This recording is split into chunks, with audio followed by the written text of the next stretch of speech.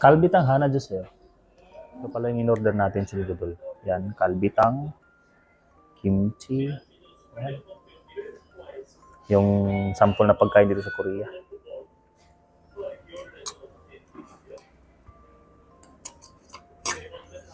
Medyo marami-rami ito ah. Ganito lang karami yung kanin. Diba? Yung kalbitan, laki. Ang laki chin ko dulo. Ito lang yan, iwaiwain lang. Ano to baka. Grabe, di ko talaga maiisip chin ko kasi ngayon na ako naka-experience sa mga ganitong pagkain, di ko kakahiyayan ikwento sa inyo. Kasi pinagdaanan ko talaga, hirap talaga. Sa awa ng Diyos, naka-survive. Special ng ano nila dito. Grabe, dami ng ano nila. Dami ng karni.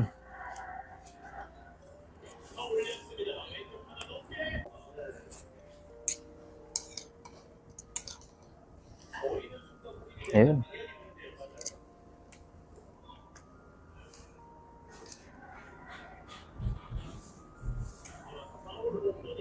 Dati talaga sa karinderya lang ako kumakain.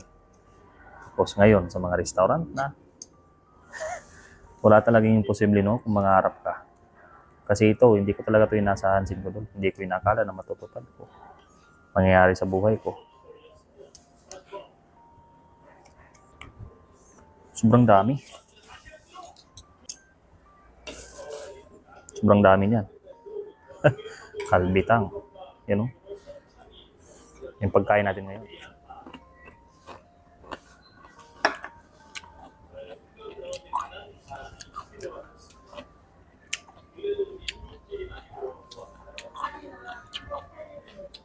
Hindi masarap yung kimchi nila.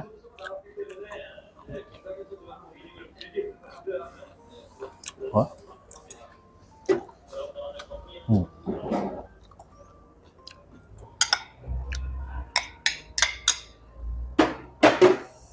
Dahon-dahon.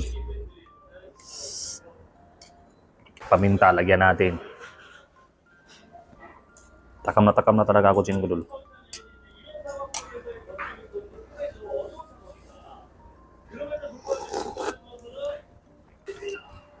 Wah, sarap. Parang nagmumukbang lang ako ah.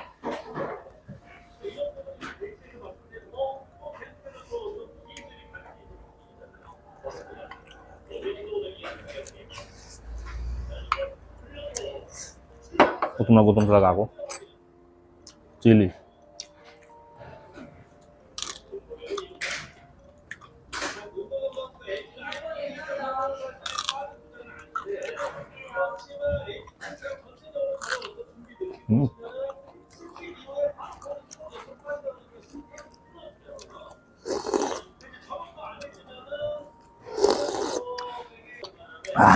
Grabe, sarap.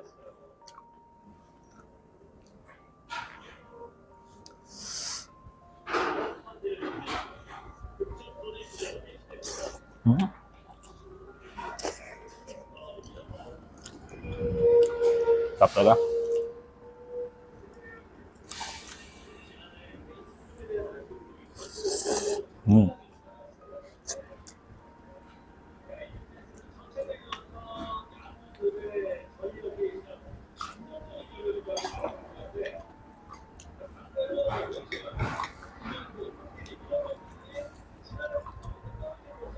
Sili.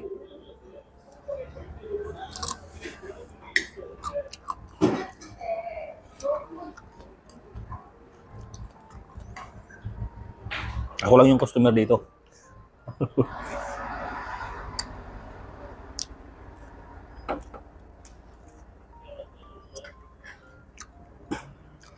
Sulong-sulo yung restaurant ah.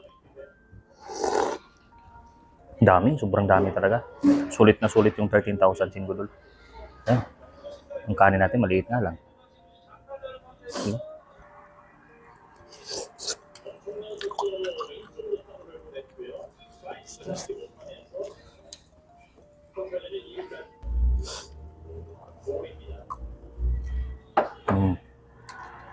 Sarap.